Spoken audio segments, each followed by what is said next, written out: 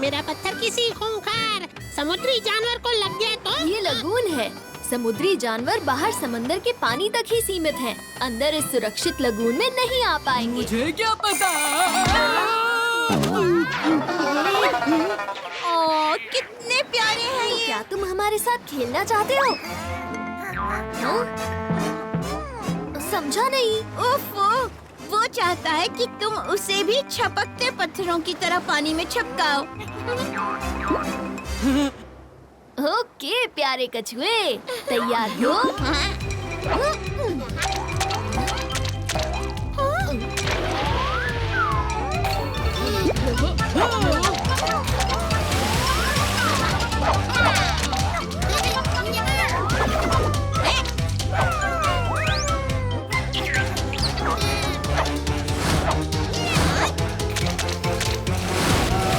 कछुओं को वापस लेके फिर से फेंकते हैं।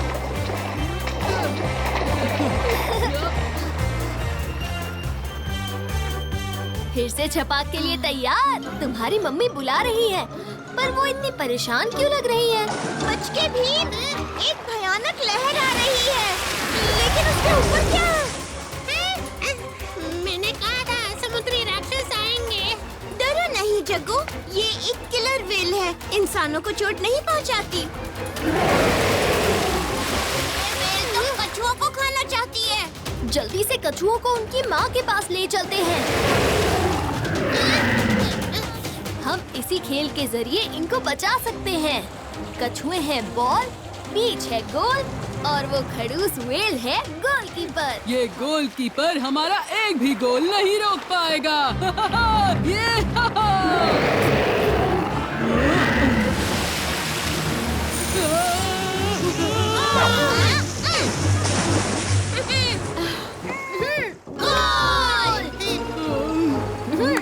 बढ़िया ध्यान बटाया कालिया। अरे कौन? देव आ रही है। तो कम था जो 6 राक्षस और आ गए।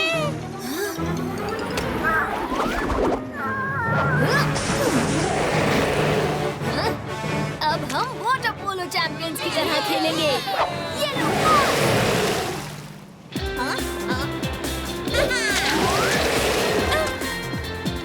ये है जंगलराज।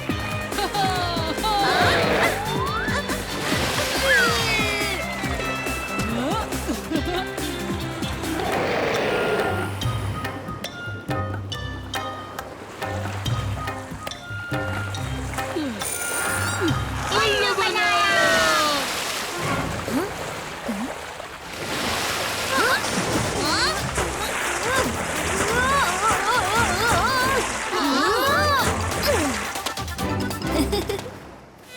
वैसे कोई आखिरी सुझाव हो तो बताओ।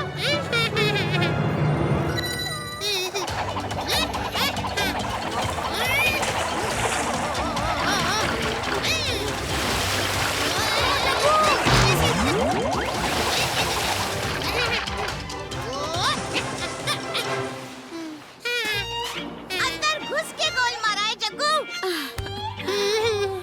भीम, बच्चों, तुम्हें अभी सिरपुर गांव जाना होगा। वहाँ मेरे मित्र राजा सोनालाल को कुछ पैसों की जरूरत आन पड़ी है। बेटियां सही सलामत वहाँ पहुँचा दो। जरूर महाराज।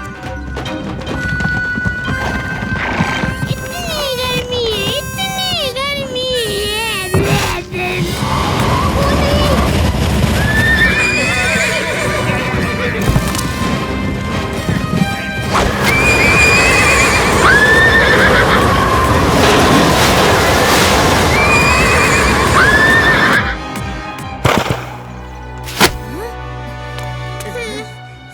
जग्गू, जो बक्सा तुमने पकड़ कर रखा था वो कहाँ गया?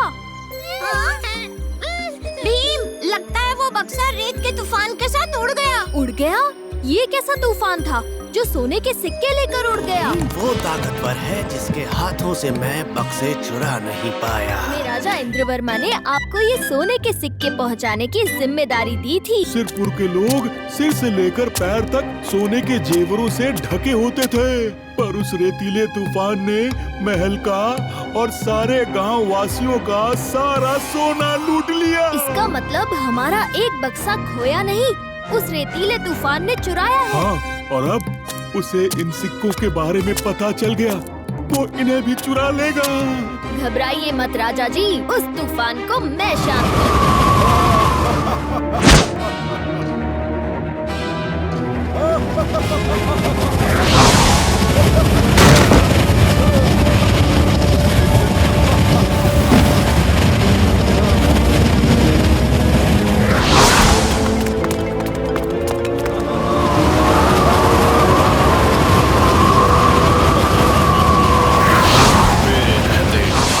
कोई पैसे नहीं कमाएगा, सिर्फ मैं कमाऊंगा। मैं बालू हो या सोना, मेरा ही है उसे होना।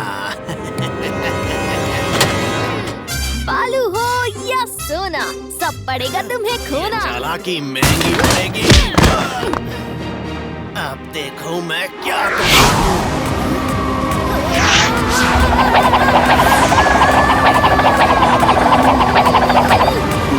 मुझे बालू बेचने से रोका और अमीर नहीं बनने दिया। मैंने सोचा कि क्यों ना मैं तुम्हारी ही दौलत से अमीर बन जाऊं। मैंने ये खास चश्मा बनाया जिससे मैं रेत का तूफान बनकर तुम सबसे चोरी कर पाऊं।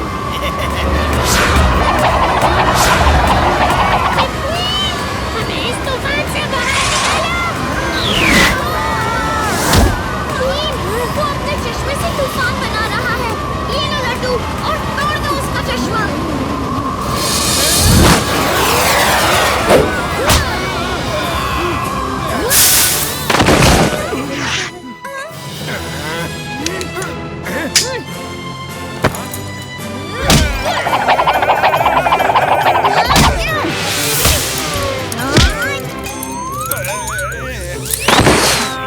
शुक्रिया भीम, राजू, चुटकी और जग्गू, सिरपुर को उसका सम्मान फिर से लौटाने के लिए बहुत बहुत शुक्रिया।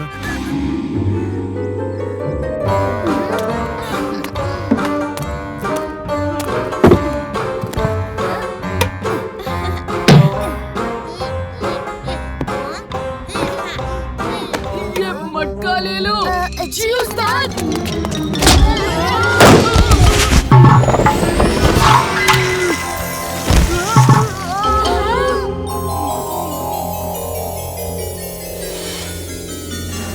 हाँ? बैल की तरह मुझसे टकरा गए।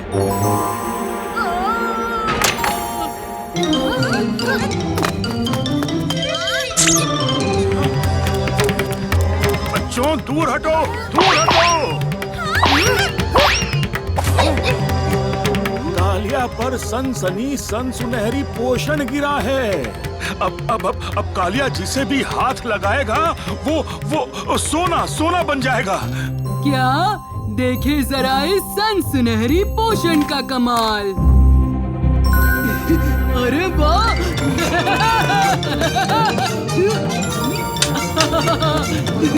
कालिया गांव की ओर भाग रहा है। ये हमारे गांव को ढोलापुर से सोनापुर बना देगा। होने दे। मौसी, आपके लाजवाब स्वादिष्ट लड्डू लेने के लिए मैं सोना देने को तैयार हूँ।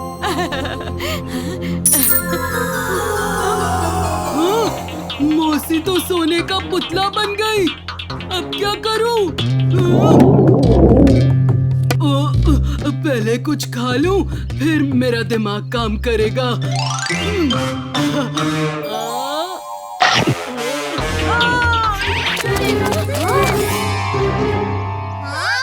माँ! नहीं! तुम फिक्र मत करो चुटकी, धोनी बाबा मौसी को फिर से पहले जैसा कर देंगे।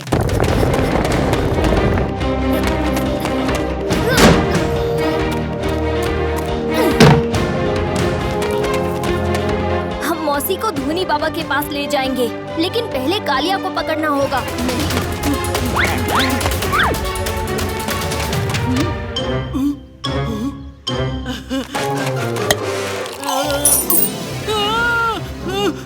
इस सोने की शक्ति ने लस्सी को भी कड़क कंकड़ बना दिया। बहुत गड़बड़ कर ली कालिया। अब धूनी बाबा के पास चलो और अपनी दवाई पी लो। चलो। यहाँ खाना खाने नहीं मिल रहा है और तुम मुझे दवाई पिलाना चाहते हो। मैं तुम्हारी कोई बात नहीं सुनूंगा भीम। कालिया, बस दवाई पीकर ठीक हो जाओ, फिर मैं तुम्हें अपने हाथों से खाना खिलाऊंगा। नहीं, तुम झूठ बोल रहे हो।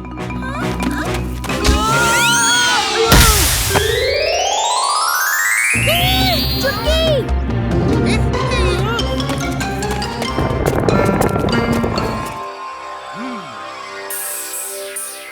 दवाई तैयार है, अब सब ठीक हो जाएगा। ये लियो।